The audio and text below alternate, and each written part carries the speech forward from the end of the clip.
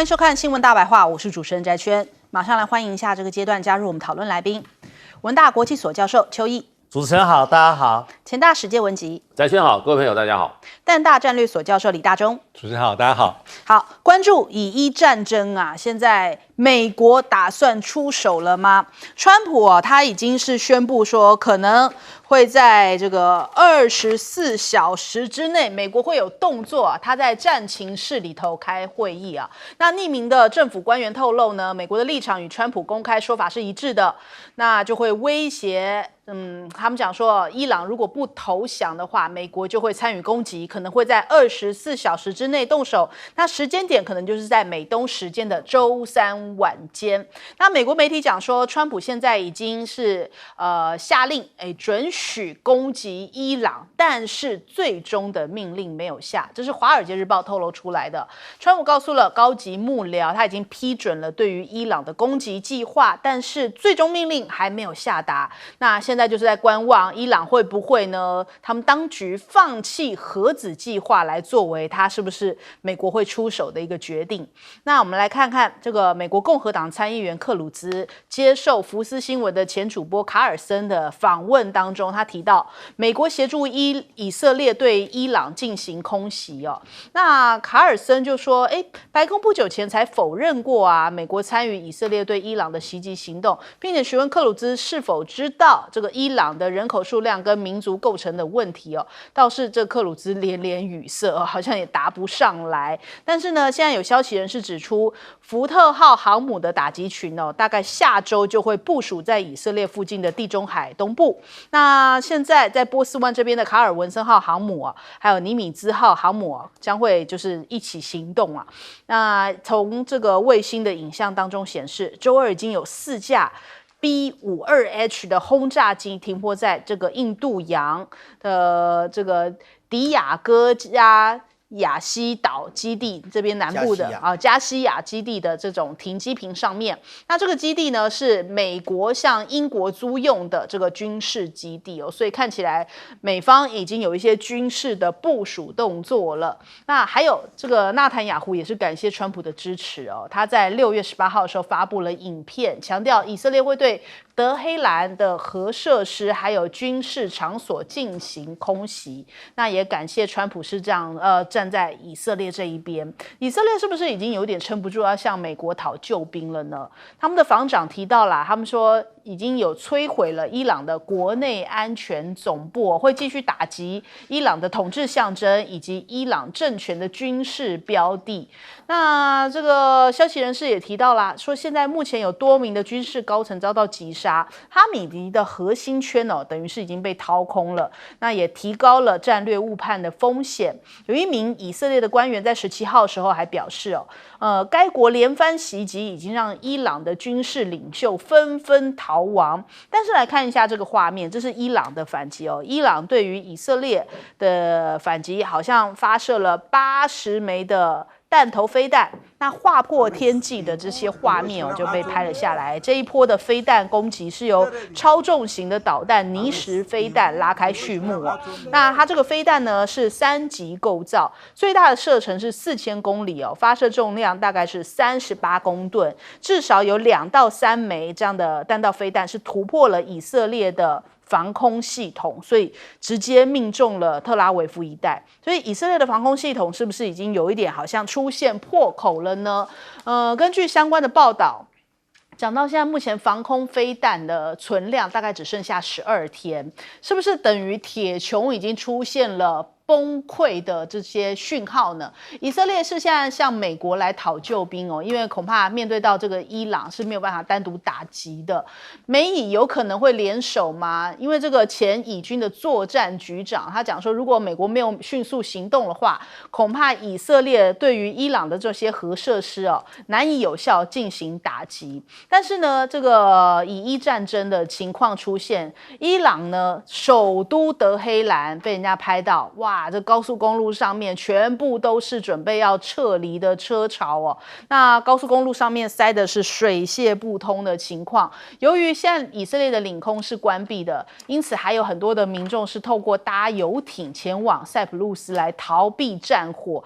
以伊的这个战事看起来，如果真的升级为这个核战的话，这个影响非常严重。再加上如果美国接下来又参战，有可能这会持续扩大，整个中东会不会变成通通都是战火呢？那但是伊朗已经定调了，哈米尼是讲说，如果美国介入的话，将会导致无法弥补的后果。以色列是犯下了巨大错误，要受到惩罚。那但是如果美国加入的话，这个事情只会更加的扩大。伊朗的官媒还预告说会有大事件。那他还上传了一段影片，让大家很害怕哦。我们来看看这个影片上面，就是有手摸着核弹模型的影片哦。那这是伊斯兰共和国通讯社在 X 账号上面传了一段17秒，有一只手在抚摸核弹模型的照片。它贴文是没有文字内容的哦，但是在影片当中写了 maybe。就是有可能会这么使用吗？那哈米尼校正，伊朗是不会投降的。以色列也再次反击，空袭了德黑兰。所以现在看起来，我们刚刚看到了伊朗跟以色列哦，双方都已经这个等于说在空中交战啊，现在是飞弹战，但是下一步会不会再升级呢？我们来问一下介老师。现在双方的校正越来越严重了哈。那么。以色列驻美国大使他指明说就是礼拜四，我们今天就礼拜四嘛，对，那当然以色列还没到啊，礼拜四哈会发生大事，这个他说这个绝对比这个去年这个在这个黎巴嫩，那个真主党他们那个呼叫器爆炸那更严重，呼叫器爆炸伤了3000人死了几十个人那他说这个会更厉害，结果呢，同一天这个伊朗的国家电视台他说这个也是说会有大事，这件事的发生以后会让人们记好几个世纪都还记得，这就是讲的狠话说的都狠话说尽了，可是会不会发生不晓得。那美国现在这个动作，川普还是怎么样？是弓拉得很满，可是他没有箭没有射出去。他说美国的这个昨天报道，他说川普已经批准了支援以色列的作战计划，但是呢还没有不晓得什么时候要发动，作战计划已经批准了，那打不打不知道。那记者问他，川普就说我可能会打，我可能也不会打，我不告诉你的意思，就是说他这个用这种威责的方式讲狠话的方式。那埃及以伊朗从头到尾没有示弱。那前天这个哈姆内伊他就说了，我们要严厉来惩罚这个犹太复国主义跟他的帮凶，战争开打了，正式开打。所以现在基本上双方的校正是已经怎么讲，已经是弓都拉满了。那事实上有没有打？有打。那打它还没有到一个怎么讲呢？完全相互毁灭式的攻击，因为我们不能排除伊朗没有核武对，那伊朗前天那个公布那个影像，这个手在摸那个核弹，虽然是个小还是个模型嘛，对，可是上面那一个符号，那个 logo 就表示是原子，全世界都是那个是属于nuclear。所以他的意思，那个炸弹就是核弹，对，那简直就是暗示我有上面那个符号，那是国际通用的，那个就是代表原子，原子能就是那个符号，是。所以大家都知道你虽然这个是小是模型，可是他告诉你那是一个原子弹。那现在就变成就是说，以色列也算是现在怎么讲呢？陷入他建国以来从最大的一次危机，国土被这个穿透攻击，而且呢，算是伤亡也相当的惨重。到底有多少伤亡？以色列不告诉你。他现在很多这个被攻击的地方他三缄其口。然后呢，现在也不让媒体进去，所以很多是当地的人，或者说我看大陆的很多媒体是新华社记者他这个警报从早到晚，然后动不动就警报响了，就要跟着当地民众一起跑到那个避难所。出来的时候，外面看就是烟消弥漫的还有几个场景看起来也是炸得很惨。那有大楼整个被炸烂掉了所以我觉得现在这个状况就变成双方都不晓得怎么收了，不知道怎么收。可是整个来讲的话，对于以色列最不利的就是说他不能够速战速决，他不能够尽快的获得战果以后他就收兵了。以色列这个国家为什么国土狭小，2万平方公里，没有纵深。那他跟这个伊朗要打的话，伊朗现在显然是要打什么？打持久战，打消耗战。那所以现在就要看美国要不要下手了。那美国是军队派了很多，没有人保证他一定会用。因为川普事实上，如果他今天陷入上这场战争的话，他之前所讲的，他所做的，爱好和平，不希望死人这些话，全部都是空谈。对，而且他会被拖入到这个泥淖里面。所以呢，也就是说，像川普讲，就这1-2天很重要。我觉得我们看这1-2天是怎么发展吧。好，邱老师，真的叫做山雨欲来风满楼。依我的判断我认为这1-2天可能美国就要开始空袭伊朗了。作战计划是已经拟定了。当川普从 G7 的会议提早离开，回到美国开国安会议、开战情会议的时候，其实他应该已经准备要开始对伊朗进行空袭，而且他话讲得非常非常的满，对哈梅内伊警告，要他无条件投降，而且还说明说他在什么地方，意思告诉你他随时可以斩首你哈梅内伊。但是呢，在伊朗的内部又传言说，美国准备扶持一个傀儡政权出来，而这个傀儡政权跟过去在伊斯兰革命1979年以前的巴列维政权是有关系的。你这不是给现在伊朗的当权派更大的压力吗？那除了作战计划以及即将可能的行动以外，那有没有具体的部署？当然有，3个航母战斗群已经到了伊朗的附近了。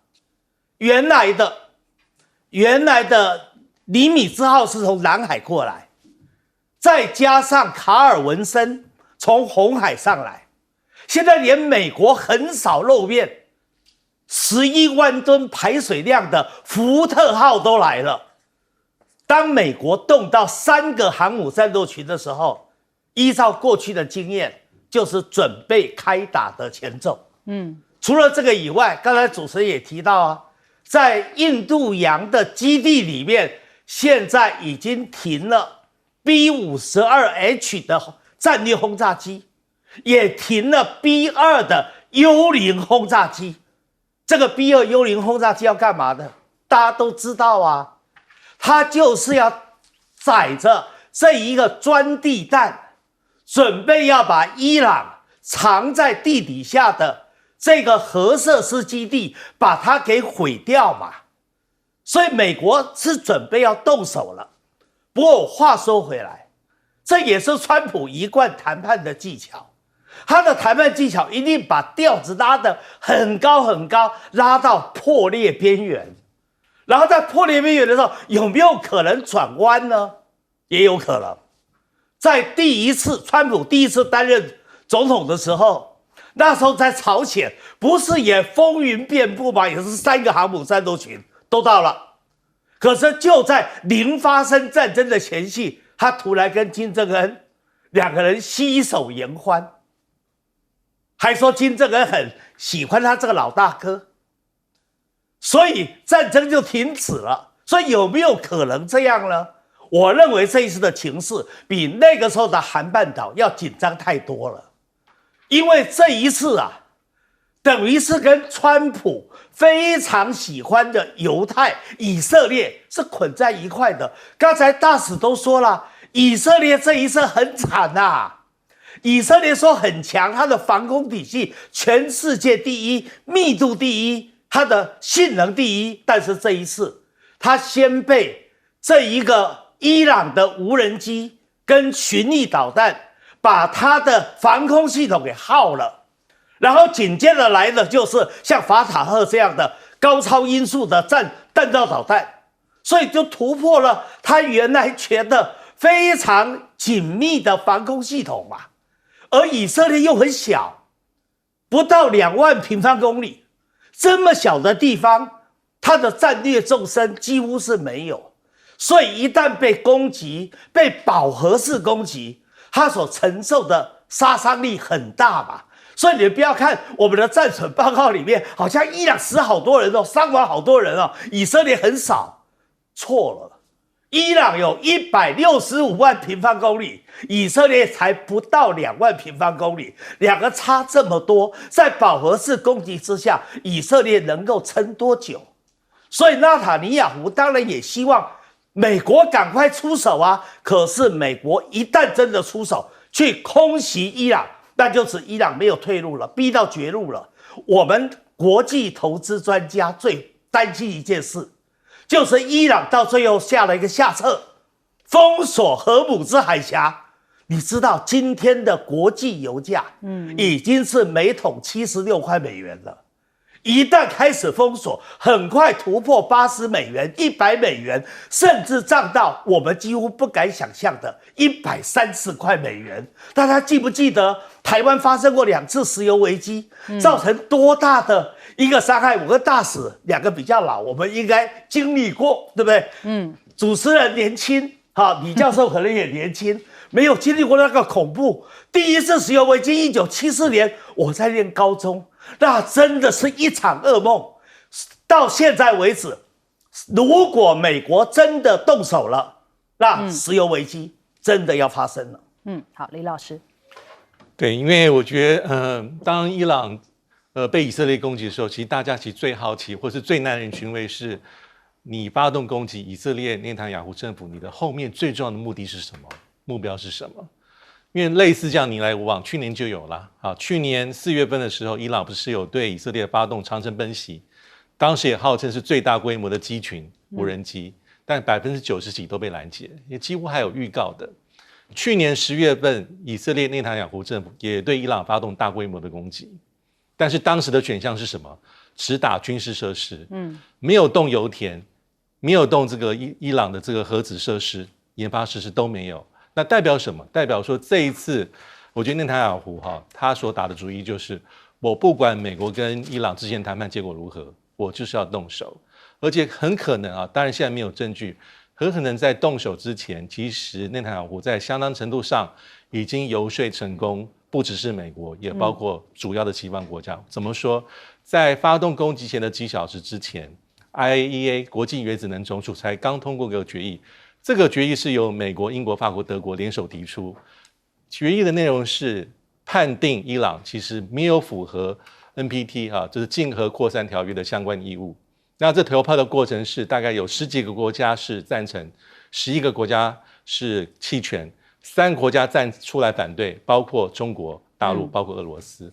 我觉得这个有点是在外交上，在法律上给了一个开战的正当性，我觉得这个不可等闲视之。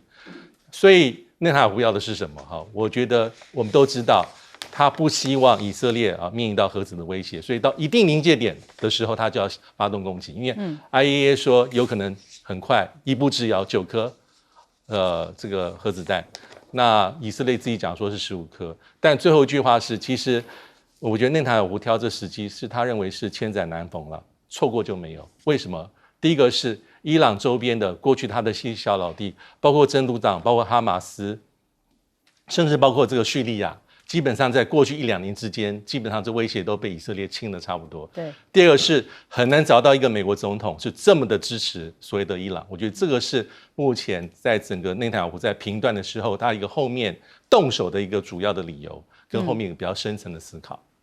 好，我们先休息一下，广州忙回来。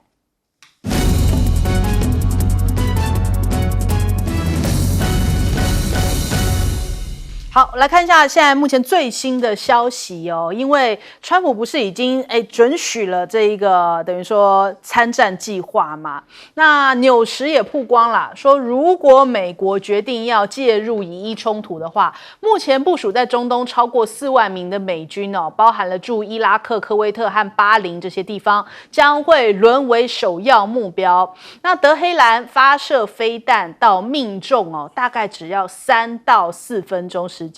换句话说呢，中东的4万美军可能会沦为伊朗的这个火把，那最多只有4分钟逃命哦，这是纽时帮忙估算出来的。那另外看看中国大陆的动作，现在这个有一些美国的媒体也在讲说，有3架神秘的这个中国大陆的波音747货机接连起飞，穿越了中亚之后，就在接近伊朗的时候失联。那虽然这个飞行计划显示它的目的地是卢森堡，但是却没有接近欧洲的领空，现在引发外界的揣测，这些货机是不是实际上可能是要支援伊朗，并且运送军事装备呢？就开始绘声绘影了。但是呢，中国大陆已经是宣布说要撤侨嘛，所以明天开始呢，中国公民可以搭乘巴士、大巴分批撤离哦。那王毅也通话了埃及的外长，谈到了中东的局势。那他说，以色列呢造成了中东局势骤然紧张，中方对于事态可能走向失控深感担忧，呼吁以色列应该要立即停火，缓解紧张的局势，重回对话谈判来创造条件。那美国是否介入，现在其实引发了 MAGA 阵营里面的内战哦，就是代表 MAGA 里面其实有2派，就是有些人不觉得要这样子参战的哦。那根据 BBC 报道，川普简要的谈到了 MAGA 阵营里面对于美国可能对伊朗发动打击是存在的分歧。那他说他的支持者是支持他的，不希望看到伊朗拥有核武，但是很多人是不希望能够继续就是把这个战争的危险态势升温。那另外我们看一下 G7 哦，也看起来这个美国的影响力是不是不在了呢？ G7 峰会哦，其实最后并没有就乌克兰发表联合声明哦。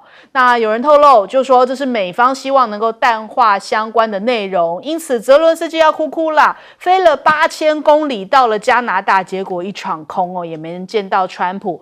那普丁倒是讲说愿意跟泽伦斯基见面，这会不会是早就等着这一刻了？因为普丁可能就已经知道川普是搞不定这件事情了，所以他其实是希望美国不要来插手俄乌，他才能够跟泽伦斯基自己来谈。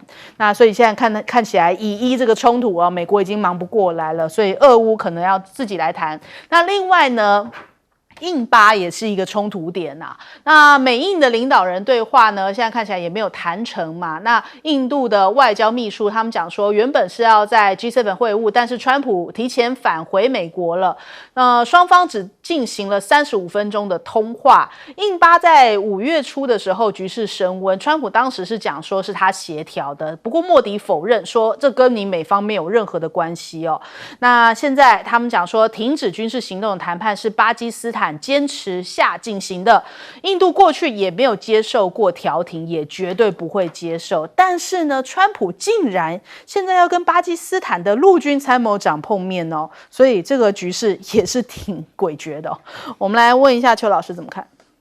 一旦美国开始空袭，开始去炸伊朗的核设施，那伊朗就一定要对美国反击。那美国在中东地区有4万多的驻军，还有许多的基地，可能就会遭遇到危险。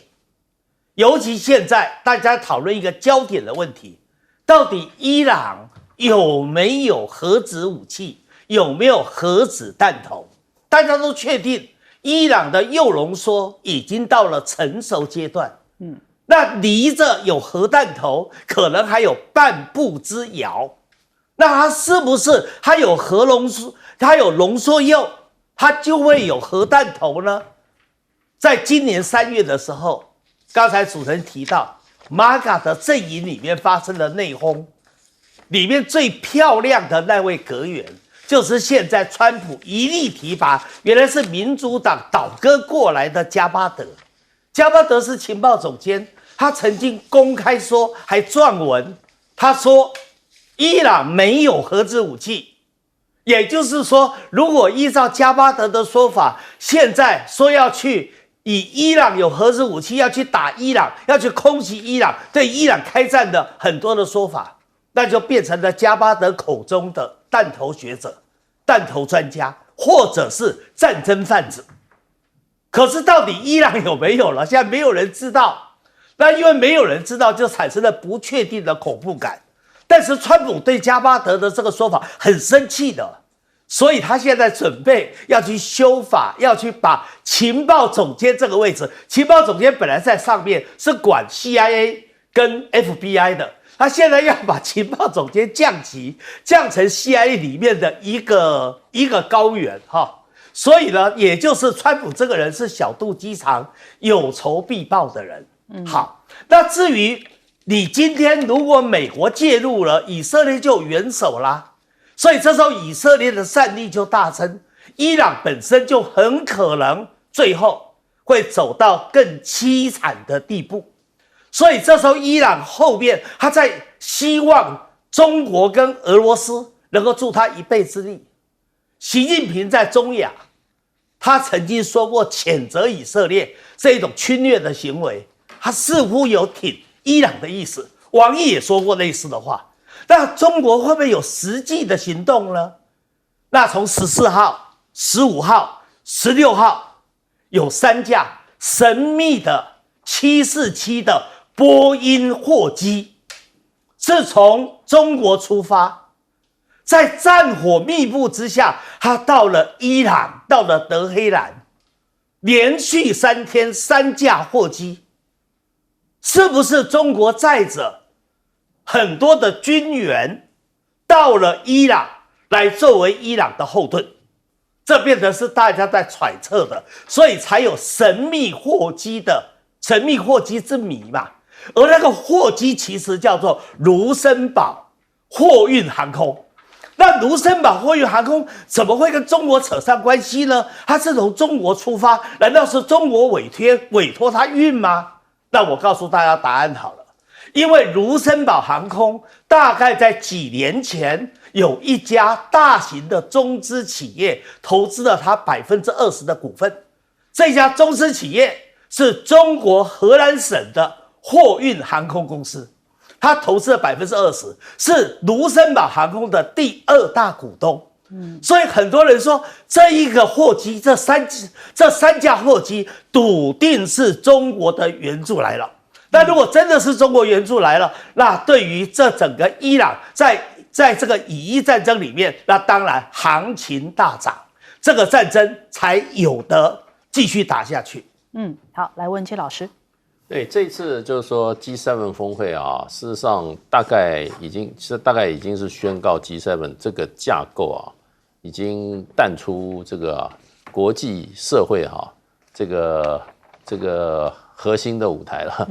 就是说这个整个的影响力跟它的形象啊，可以说是碎了一地。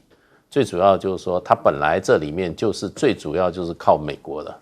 结果美国总统去了1天就走了，后面2天也是放鸽子，放牛吃草。那6个国家坐下来面面相觑啊，他们能谈出什么事情？他们能做决定呢？最后连一个联合声明，美国都不让他发。那这个联合声明就是要支持俄乌战争，支持乌克兰的立场。川普连这个口惠他都不愿意给了。所以，因为他们是主要是这种的这个组织啊，它是走这个共识决。那有一个方面不同意的话，你就很难让大家就说哎呀，那我们就通过了，表决不行，这种都是要共识决。那另外一方面，如果美国公然反对的话，你出来以后，美国说川普这个人嘴巴这么大的，他就说我没有支持啊，是他们自己6个国家自作主张。那弄得更难看。所以干脆就没有发表。可见这个川普是很记仇的人，他是不太能够得罪的。那时候那个泽伦斯基真的是搞不清楚状况，跑到人家家里面跟人家吵架，这个不足以谋国。你要做一个国家领袖，你要相忍，你要能够忍耐，你要能够机智的化解这种压力。结果他就跟这个川普硬干，你以为川普不在乎啊？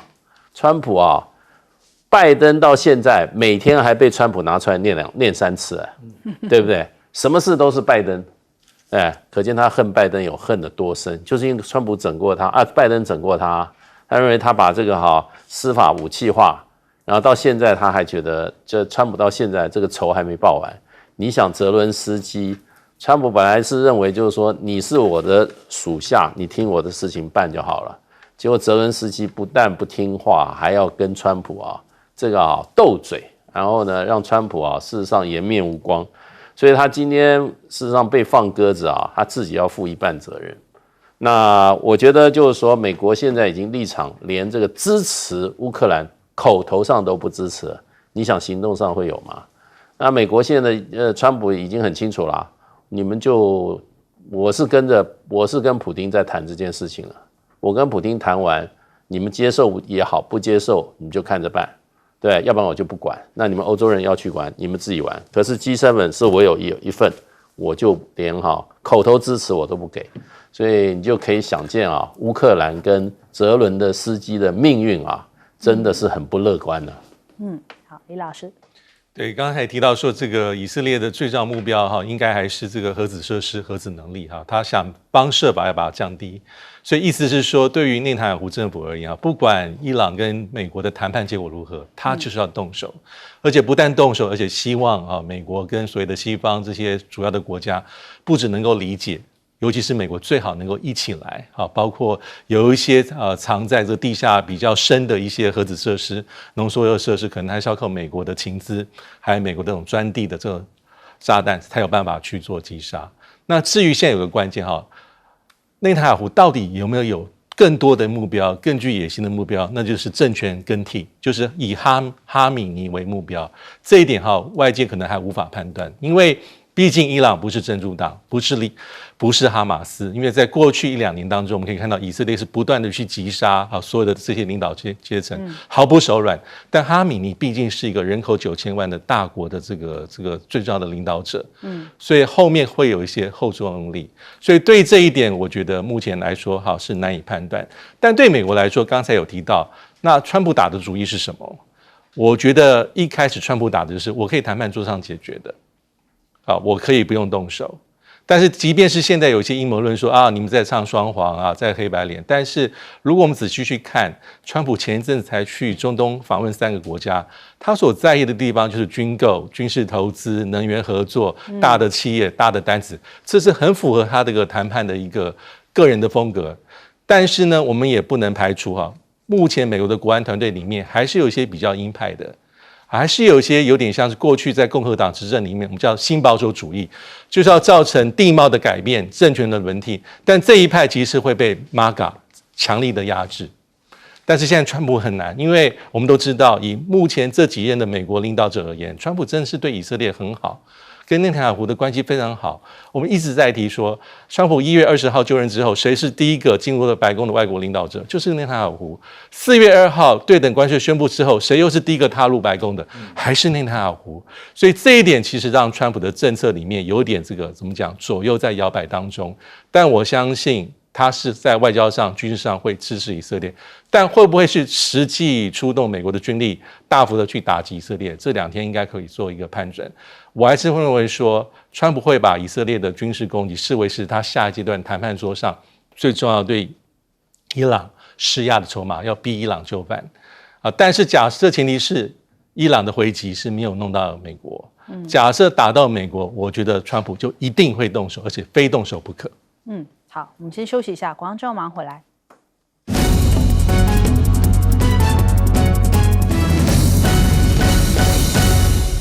好，美国现在本身自己的经济状况川普一直很希望赶快，是不是要降息呀？那这个 Fed 他们现在说维持利率不变让这个川普气炸了。他现在就是对准了鲍尔那鲍尔的讲法是说，他们会在等待数个月来了解关税对于通膨支出就业的影响，再做更好的调整。那这个川普就臭骂他，就说川普这个蠢货肯定不会降息。息的。他说应该要一口气降个10码才对哦，因为欧洲的中央银行已经降了10次，美国一次都没有调整过，甚至呢，他还就是想要自己来取代鲍尔。我们来听一听。We have a stupid person, frankly, at the Fed. He probably won't cut today. Europe had 10 cuts, and we had none. And I guess he's a political guy. I don't know. He's a political guy who's not a smart person. 对，他甚至想要自己来领导联准会哦，但是呢，你看看现在在国际之间啊，不只是中国大陆在卖美债哦，还有这国家，这个标题大家就赶快点进去看是哪一个国家？原来啊是这个美国算是小老弟啊，加拿大是减持最多的国家哦，中国大陆才减持了82亿，加拿大是偷偷卖了578亿的美债，因此他现在已经不是持有的前5大了，他现在已经是离开了前5名，代表加拿大我在这个美国隔壁啊，我现在对美国很不爽啊，我不买你美国货，我连美债我也开始在抛售哦。那再来看到了美国财政部的一些数据，现在美债的前3大海外债主哦，只有日本跟英国是在增持的哦。那中国大陆也是不断在抛售当中啊，在卖啦，也没到抛售啦。那贝森特就讲说，稳定币现在有助于提升美债的需求，加密货币不会对美元造成威胁哦，稳定币反而可以巩固美元的霸权哦，他是这么样看待的。但真是如此吗？中国大陆现在有全球前3大比特币的矿机制造商正在美国来设立生产基地。那比特大陆跟这个迦南科技哦，还有这个比特维合计制造了全球大概90%的比特币挖矿机哦。那这些制造商打算要到美国来设厂。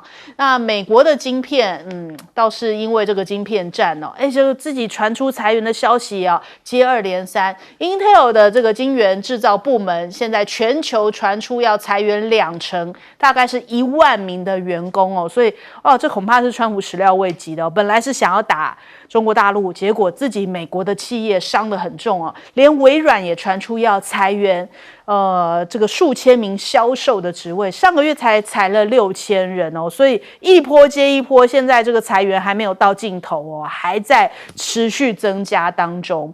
那我们来看看这个白宫主管加密货币还有 AI 事务的负责人萨克斯，他说现在中国已经能够熟练的绕开华盛顿的出口管制，对半导体的设计能力大概只有落后美国2年。如果我们对于全球市场的销售限制过严的话，总有一天会后悔莫及的发现，怎么突然之间华为到处都是啊？这个市场原本是我们的呀，那为什么当初不趁机巩固优势呢？就是因为要搞这卡脖子哦，结果卡到了自己。那现在川普集团呢，还说要打造一台这个手机，这个金色的设计哦，叫做 T1 这种智能手机哦，宣称是美国制造，但大家就想说很质疑啊，就想说你制造得了吗？搞到最后会不会还是这个美国还是中国制造？就像这个川普的周边商品啊，全都是来自义乌，大概这种概念。我们来问一下邱老师。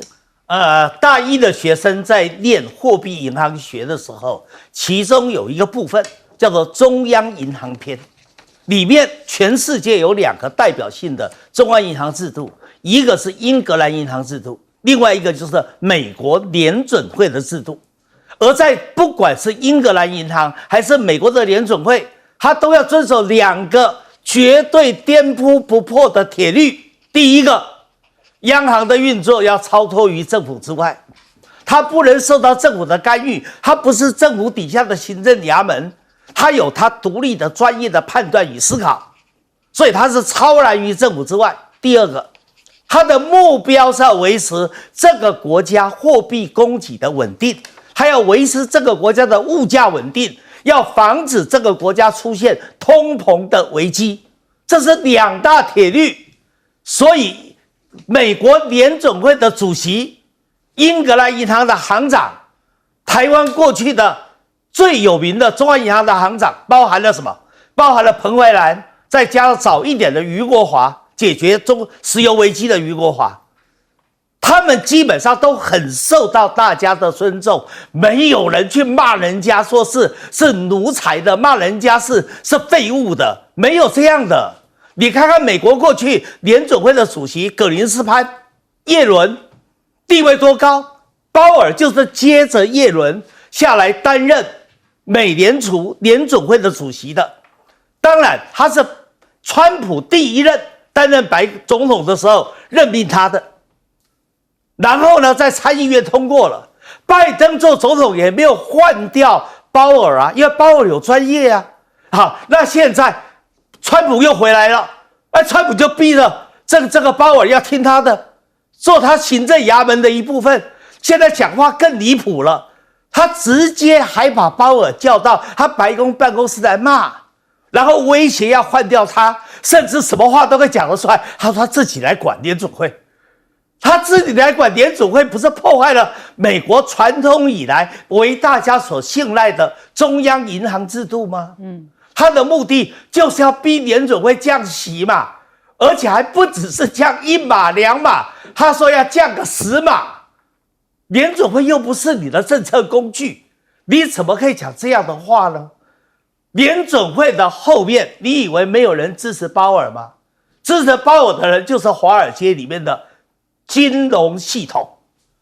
川普在马斯克这一战，他已经得罪了美国矽谷里面的一些资本家、科技新贵。好，那现在又对鲍尔这个样子，他又得罪了华尔街的金融系统。我问你，他都不知道他底下的2大系统，科技系统跟这个金融系统已经动摇了，他最后只剩下共和党的基本盘啦。所以他对鲍尔的这个态度，真的让我们学货币金融的人，真的必须要好好的修理他，骂他一顿。好，谈到美债，那美债的问题更严重了，你知道吗？尤其大量抛出美债的是谁？是加拿大。你知道加拿大是谁在主导这个事情？就是他的总理，新任总理叫做卡尼。卡尼原来干什么的知道吗？卡尼原来做过加拿大的央行的行长，也做过英格兰银行的行长，也就是他管过加拿大的央行，也管过英国的央行，还帮助英国度过了脱欧的危机。他是内行人啊，他是内行人主导大量抛美债，代表什么？代表专业的人士觉得对美债没信心嘛，所以美债会崩盘嘛。这个讯息比日本卖、比中国卖、比英国卖更恐怖啊，你知道吧？而美债的崩盘，美债价格跌，殖利率就会升，利息支出就会增加。美国6月马上就面对借新还旧。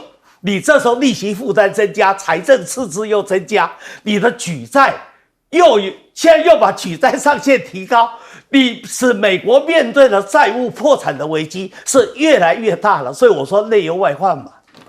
好，来请教季老师。这个 Intel 事实上真的是欲振乏力啊，它会裁员啊，几乎裁掉它全球的员工10%以上，这个是大概10到25啊，这个有1万多人啊，相当的大。那会裁员最主要就是财务出现危机。财务的危机很简单，就是怎么讲呢？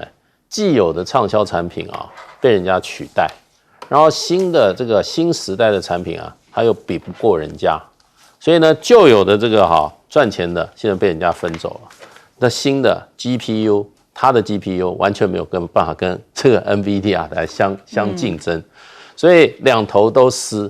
所以呢，它这个主要靠这个芯片的这一部分啊，那制造也怎么讲，也不赚钱赔钱，因为它有这个 foundry， 还有代工它有制造。那么另外一方面呢，它的这个设计出来的 GPU 的产品啊，又没有买主，所以就变成这个公司真的不晓得要怎么办。那这里面也要怪美国政府对中国大陆的打压，这个晶片的打压。你要知道，以前这个我们玩这个个人电脑的时候啊，不是手机的时候啊，我们大概几十年前上面会贴一个亮亮的一个标志 logo， 它就写 Intel Inside， 哇，你只要看到 Intel Inside， 你就觉得品质保证，对不对？这是国际标准的认证。那美国现在对中国大陆，尤其对华为的 PC 就断供啊，它不准你卖啦。那这个过去叫 CPU 嘛，对不对 ？CPU 还没有。那中国大陆华为今年年初已经全面不用到美国进口的这个所谓的 CPU，它现在用麒麟 X90全面取代。那整个中国大陆这个华为的这个哈，所谓的这个 PC 哈，那整个 Intel 就失去它的市场了，所以就不断的，就是说它既有的这个赚钱领域没有新的这个 GPU， 事实上 Intel 完全没有赶上这班列车，所以呢，原因是什么呢？我认为原因他上一任的 CEO 啊是一个吹牛大王。哇，吹得很行，然后呢，在这个制造上面做到14奈米以后就上不去了。那基本上现在7奈米，基本上大概主力就是我们这个我们的台积电，三星还可以有一点，再往下去的话，那 Intel 已经退出这个市场。可是他还是说他要回到这个市场，结果就投资了很多这种硬体的上去，结果呢，整个钱都浪费了。所以一个公司，说实话，你说要败，大部分是败在自己，另外一部分败在美国政府把他的赚钱的这些这种 CPU 自断生路。所以 Intel 我觉得他这次裁还算刚开始呢，未来我看每年要裁但看这个更让大家恐慌了，因为那时候川普还要台积电去救 Intel。还好没有。对，来我问一下李老师。对，这个字卡上有这个萨克斯他是美国白宫加密货币跟这个 AI 的主管的负责人。其实他这几个月关于一些中国大陆这个形势的判断，我觉得都蛮有趣的比如说他很早就讲说，美国领先这个中国大陆在 AI 方面可能就3到6个月。他现在又再讲一次，同时说，甚至在这个半导体晶片的设计上，美国的领先可能不足2年。我觉得也可能是个大实话。那还有一个地方是什么呢？他这里面特别讲到说美国不应该把这个市场拱手让人。他指的就是在拜登任内去年曾经这个弄了很多东西之后，说我们有个叫做 AI 这个技术的扩散的这个制度，基本上大家有没有印象？应该要在今年5月15号实施，但川普上任之后，很多的反对跟讨论说把它作废。当时拜登做法是全世界国家分成3等级，第一等级是美国的好朋友，包括台湾、韩国、欧盟、日本、澳洲、加拿大、纽西兰。最后一等级就是中国大陆、还有伊朗、北韩尼加拉瓜、委内瑞拉等等等等。最后一个等级的是美国要禁止，完全禁止把所有 AI 技术提供，包括晶片。那第一个等级的地方是说可以提供没有问题，但是大家不要忘记，中间包括加拿大列为新加坡列为第2级的国家很多，这些国家只能拿配额。比如说一年美国可以提供你5万个 GPU 或10万个 GPU，所以当时好多人就很反对说，那你这样不是把这市场让大家转而去跟北京寻求所谓的合作吗？对，好，所以现在的状况是说新的商务部在川普任内的 AI 的管制的这个细节还不知道，但是现在有几个大家是知道的，就是他可能会避免或者禁止把美国 AI 的晶片去训练中国大陆的 AI 模型，这是第一个。第二是只要你在全世界不管在任何角落使用这个华为升腾晶片，基本上就是被判定违背了美国的出口管制规定。那第三很关键就是美国现在川普所要做的很川普，要一个一个国家来做谈判。